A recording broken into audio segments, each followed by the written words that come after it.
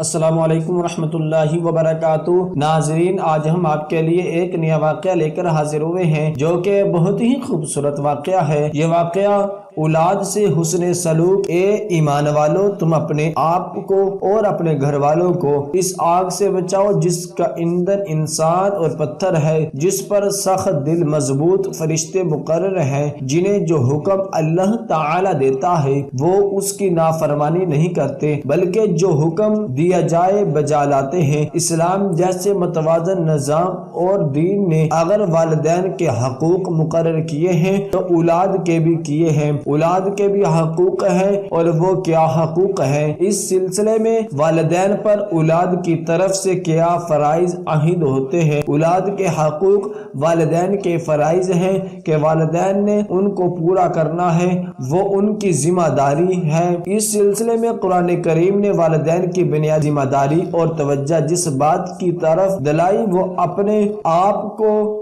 اور اولاد کو اللہ تعالی کی ناراضگی اور اس کی سزا سے بچانا ہے۔ اس انداز میں ان کی تربیت کریں کہ وہ دنیا اور آخرت میں اللہ تعالی کی ناراضگی سے بچ سکے۔ اسلام سے پہلے جاہلی معاشرے میں جو صرف عرب میں نہیں بلکہ پوری دنیا کے اندر تھا، اولاد کے حقوق مقرر نہیں تھے۔ اولاد کو بے جاجا اور غیر ضروری سختی کا نشانہ بنایا جاتا تھا۔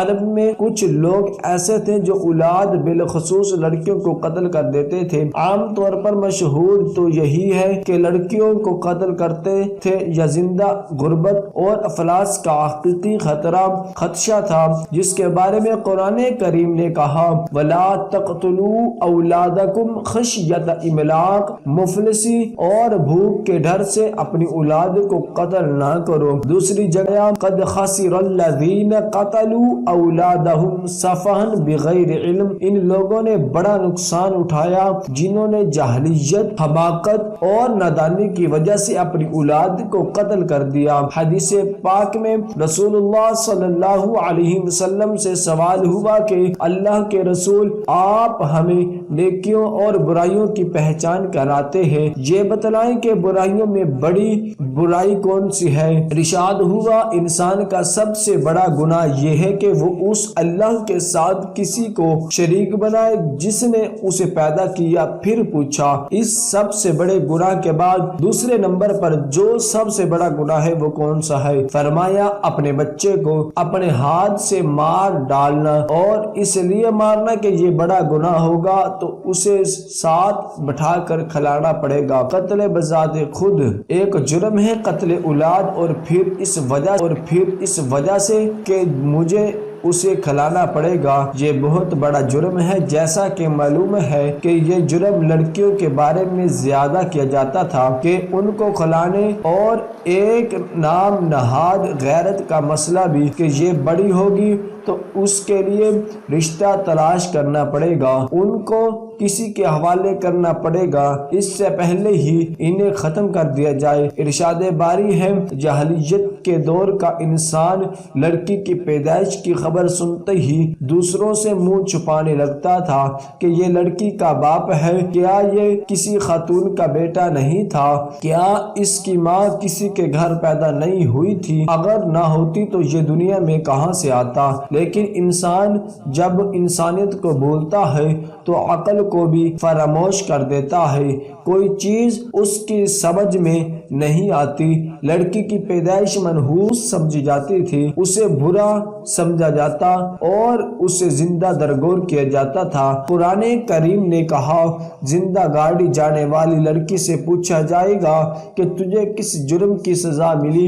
ظاہر ہے جرم بے گناہی کی ملی، اسے بغیر کسی جرم کے گاڑا گیا اور اس کی جوابد ہی کرنا ہوگی۔ اسلام نے بتایا کہ لڑکیوں کو اگاڑنے یا حقیقتاً یا محاورہ زندہ درگور کرنے کی بجائے ان کی عزت اور اچھی دیکھ بھال کرو۔ کرو۔ نبی اکرم صلی اللہ علیہ وسلم کا ارشاد ہے، جس کی بیٹی ہو وہ اسے گاڑنے اور مارنے کی بجائے اس کی اچھی تربیت کرے، اس بچی کی توہین اور بے عزتی نہ کرے، اس کے ساتھ شفقت اور مہربانی کا برتاؤ کرے، اس کے ساتھ بے پرواہی اور توہین آمیز سلوک نہ کر، یاور بیٹے کو اس پر ظاہری ترجیح نہ دے۔ دل کے معاملے تو دل کے ہیں، لیکن ظاہری سلوک میں فرق نہیں آنا چاہیے، خاص طور پر وہ جن کو 2-3 بیٹیوں کے بعد اللہ تعالی بیٹا عطا فرمائے، وہ ہر معاملے مثلا کھلانے، پلانے، پہنانے، سیر و تفریح اور محبت و پیار کرنے میں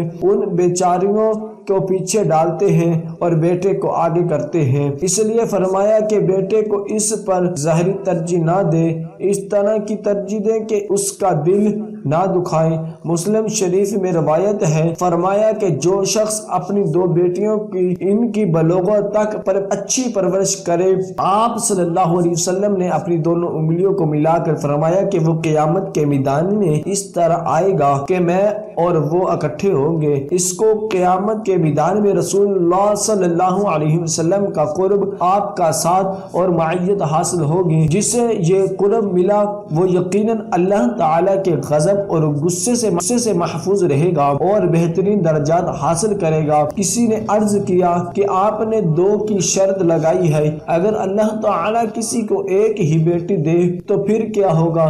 فرمایا ایک ہو تو پھر بھی اسی طرح ہے۔ ایک شخص آیا اور کہنے لگا، جی میری کچھ پراپرٹی ہے، میری ملکیت میں کچھ غلام ہے یا کوئی چیز ہے، وہ میں اپنی اولاد میں سے ایک کو دینا چاہتا ہوں جس سے مجھے زیادہ محبت ہے یا جو میرے نزدیک میرا زیادہ تابع فرمان ہے، اس کا میں آپ کو گواہ بنانا چاہتا ہوں۔ اس نے سوچا کہ رسول اکرم صلی اللہ علیہ وسلم سے بہتر گواہ اور کون ہو سکتا ہے، آپ گواہ ہوں گے کہ میں نے اس کو دے دیا ہے، بعد میں میری اولاد کوئی جھگڑا کھڑا نہیں کر سکے گی، باقی بچے کہہ نہیں سکیں گے کہ اس کو کیوں ملا اور ہمیں کیوں نہیں ملا۔ آپ صلی اللہ علیہ وسلم نے ارشاد فرمایا، میں بنتا یہ ظلم ہے کہ تم باقی اولاد کو نظر انداز کر کے ایک کو نواز رہے ہو، اس لیے میں ظلم پر گواہی نہیں دوں گا۔ اسی عدل و انصاف کا تقاضا ہے کہ اسلام نے وراثت میں لڑکیوں کو ان کا حصہ دلوایا، اس میں بھی اللہ تعالی کی ایک حکمت ہے کہ چونکہ براہ راست ان پر معاش کی ذمہ داری نہیں، اس لیے جس پر ذمہ داری زیادہ ہے اس کو زیادہ حصہ دیا گیا، لیکن نصف حصہ بھی اس وقت ملا جب دنیا میں عورت کو کوئی حصہ دینے کے لیے تیار نہیں تھا۔ آج جو تہذیب و تمدن کے علمدار بنے ہوئے ہیں، یہ تو اس کے سینکڑوں سال بعد ہوئے ہیں اور ان کو ہوش نہیں آیا کہ ان کا بھی کوئی حق ہوتا ہے۔ یہ عورت کا حق ملکیت بنیادی طور پر تسلیم ہی نہیں کرتے تھے، کوئی 100-150 برس پہلے تک یہی کفیت ہوتی تھی۔ بچے سے پیار بھی اس کا حق ہے، ایک تو ہے دینے دلانے اس کا حق ہے، ایک تو ہے دینے دلانے میں ظاہری عدل و انصاف کرنا، اس کے ساتھ یہ ہے کہ اس نے سلوک، پیار اور شفقت بچے کا حق ہے۔ ایک عربی آپ کی خدمت میں تھا، اس کا بچہ آیا تو اس نے اسے سے پیار کیا، بچی آئی تو اس کو پیار نہیں کیا۔ آپ صلی اللہ علیہ وسلم نے فرمایا، تو نے انصاف سے کام نہیں لیا، ایک بچے کو پیار کیا تو دوسرے کو بھی کرنا چاہیے تھا، بچے کو پیار کیا تو بچی کو بھی پیار کرنا چاہیے تھا۔ شفقت اور پیار بچے اور بچی دونوں کا حق ہے۔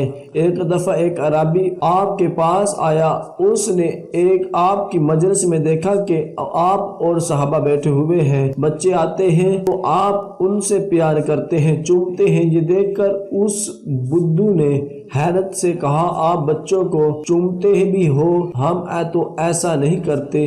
یہ بھی ایک شان سمجھی جاتی تھی۔ نبی اکرم صلی اللہ علیہ وسلم نے عجیب بات ارشاد شفقت کو نکال لیا ہے تو میں کیا کر سکتا ہوں، میں تیرے دل میں کیسے شفقت ڈال سکتا ہوں۔ اسی طرح بخاری شریف میں آتا ہے کہ ایک موقع پر آپ صلی اللہ علیہ وسلم نے سیدنا حسن کو بوسہ دیا، وہاں اقرا بن حابس ایک بدو سردار بیٹھے ہوئے تھے۔ اس نے کہا کہ میرے 2 4 نہیں 10 بیٹے ہیں، لیکن میں نے آج تک ان میں سے کسی کو نہیں چوما، کسی کو پیار نہیں کیا۔ سردار کا کیا کام ہے بچوں سے پیار کرنا۔ نبی رحمت صلی اللہ علیہ وسلم نے نظر اٹھا کر دیکھا اور ارشاد فرمایا، یاد رکھو اگر تم مہربانی نہیں کرو گے تو تم پر بھی مہربانی نہیں کی جائے گی۔ مہربانی اس پر ہی ہوتی ہے جو خود مہربان ہو۔ سیدہ عائشہ نے بیان کیا کہ ایک عورت سوال کرتی ہوئی میرے پاس آتی ہے، فرماتی ہے کہ اس وقت میرے پاس ایک کھجور کے سوا کچھ نہیں تھا، میں نے وہی اٹھا کر اسے دے دی۔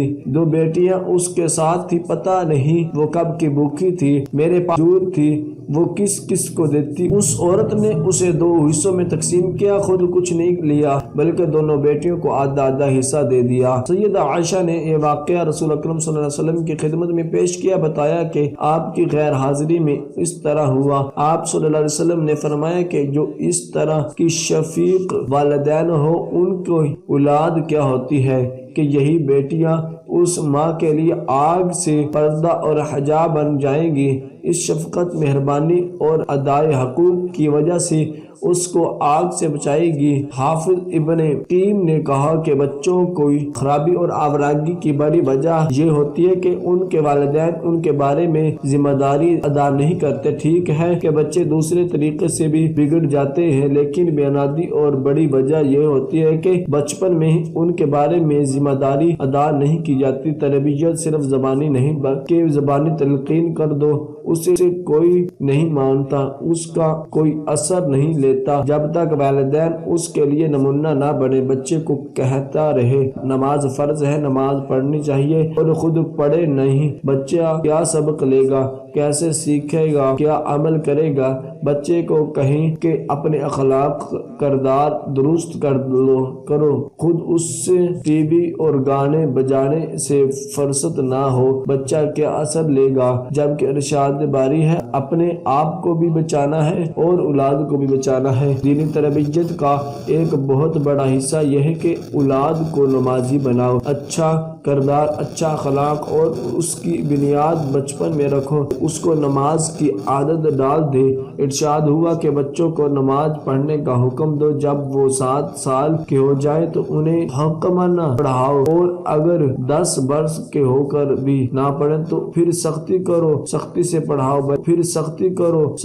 پڑھاؤ، بلکہ ایک روایت میں آتا ہے کہ جب دودھ کے دانت گر جائیں تو ان کو نماز پڑھنے کا حکم دو۔ اولاد پیدا ہوتے ہی والدین کی ذمہ داری شروع ہو جاتی ہے، اذان دلوانا، گھٹی دینا اور حقیقہ وغیرہ۔ پھر جب بچہ بولنے لگے تو اسے کلمہ سکھاؤ، گانے، گیت، گالیاں اور بری زبان نہیں بلکہ کلمہ اسلام سے ابتدا کرو، اسے قرآن کریم کی تعلیم دلاؤ، پھر اپنی توفیق کے مطابق اس کی ضروریات پر خرچ کرو اور پھر اس کو عام دنیاوی تربیت دو جس سے وہ ایک اچھا انسان بنے اور معاشرے میں ایک کارآمد رکن بھی بڑھے۔ یہ بھی اسلام کی تربیت ہے۔ جب بچہ پیدا ہو تو جو نام تمہیں اچھا لگتا ہے اس کا اچھا نام رکھو اور اس سے ادب سکھاؤ۔ ادب میں ساری چیزیں آ جاتی ہیں۔ ادب یعنی زندگی بسر کرنے کی تربیت اور زندگی کا قرینہ سکھاؤ، اس میں دنیاوی تعلیم۔ روایت ہے فرمایا والد اپنے بچے کو جو بہترین عطیہ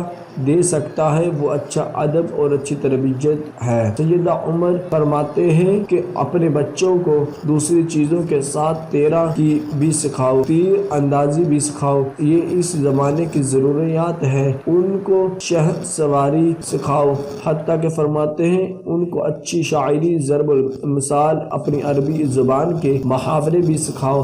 یہ دنیاوی تعلیم نہیں اور کیا ہے، خود سکھاؤ یا اس کے لیے اسکول، تعلیم اور استاد کا اہتمام کرو۔ ایک طرف آپ نے والدین سے کہا اور دوسری طرف بچوں سے کہا۔ ایک روایت ہے رسول اللہ صلی اللہ علیہ وسلم فرماتے ہیں میں تمہیں نوجوانوں، چھوٹوں اور نو عمر لڑکوں کے بارے میں حسن سلوک کی تاکید کرتا ہوں۔ ان سے اچھا سلوک کرو، ان کی عزت و احترام کرو، اگر ان کی نفسیات کے مطابق طریقے اور سلیقے سے بات ہو تو ان کے دل نرم ہوتے ہیں، سنوارے جا سکتے ہیں اور وہ ہدایت اور اچھی بات کو جلد قبول کرتے ہیں۔ وقت گزرنے کے ساتھ دل سخت ہو جاتے ہیں، پھر آدمی ساری عمر کے پختہ عادتیں اور عقائد بدلنے کے لیے تیار نہیں ہوتا۔ بچے اور نوجوان جلدی بدلتے ہیں، بوڑھے اور پختہ عمر کے لوگ اتنی جلدی نہیں بدلتے۔ اس لیے آپ صلی اللہ علیہ وسلم نے فرمایا، ان سے اچھا سلوک کرو گے، ان کی نفسیات کو سمجھو گے تو یہ بہتر طریقے سے تمہارے ساتھ چلیں گے۔ جیسا کہ عرب میں یہ مشہور تھا کہ نوجوانوں سے بھی مشورہ لینا چاہیے، وہ بھی کوئی جدید اور اچھی رائے دیں گے، اس لیے کہ وہ موجودہ دور کو بھی بہتر سمجھتے ہیں۔ کھیل کود کے لیے ٹائم دینا بھی بچوں کا حق ہے۔ سیدنا عمر کہا کرتے ہیں، یہ جنریشن گیپ کی بات ہے، تمہارے بچے کسی اور زمانے یا کسی اور نسل میں پیدا ہوئے ہیں اور گھبرانے کی بات نہیں۔ جنریشن گیپ والی بچوں کی سوچ اور ہے اور ہماری سوچ اور ہے۔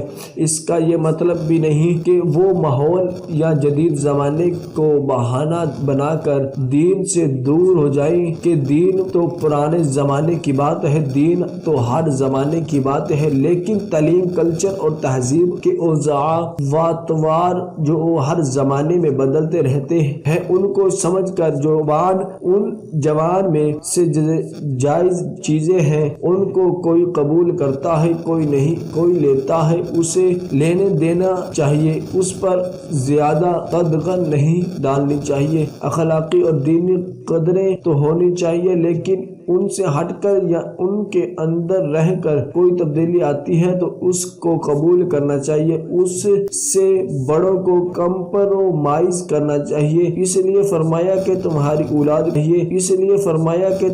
اولاد کا کسی اور نسل یا اور زمانے سے تعلق ہے، اس کا ایک مطلب یہ بھی ہے کہ شروع میں ہی انہیں اپنے جیسا بڑا اور بوڑھا نہ سمجھ لو کہ وہ بچپن کی بات نہ کر سکے یا جوانی کی کوئی جائز بات نہ کر سکے۔ سنجیدہ ہونا چاہیے اور ان کو کھیل کود کے قریب نہیں جانا چاہیے۔ میں نے ایسے بڑے نیک والدین دیکھے ہیں کہ اگر چھوٹے بچے بات کرنا شروع کریں تو انہیں خاموش کر دیا جاتا تھا۔ یہ طریقہ درست نہیں، انہیں بھی اچھی بات کہنے کا موقع ملنا چاہیے۔ جب انسان مرتا ہے تو اس کے اعمال کا سلسلہ ختم ہو جاتا ہے۔ عمل کی مہلت کب تک ہے؟ جب تک میرا آخری سانس باقی ہے، اس کے بعد نہیں۔ اس سے پہلے جو میں نے کما لیا وہ کما لیا، لیکن فرمایا 3 چیزیں ایسی ہیں جو بعد میں بھی اس کو فائدہ دیتی رہتی ہیں۔ صدقہ جاریہ، کوئی ایسا صدقوں کو بعد میں ہوتا رہے اور مرنے والے کو بھی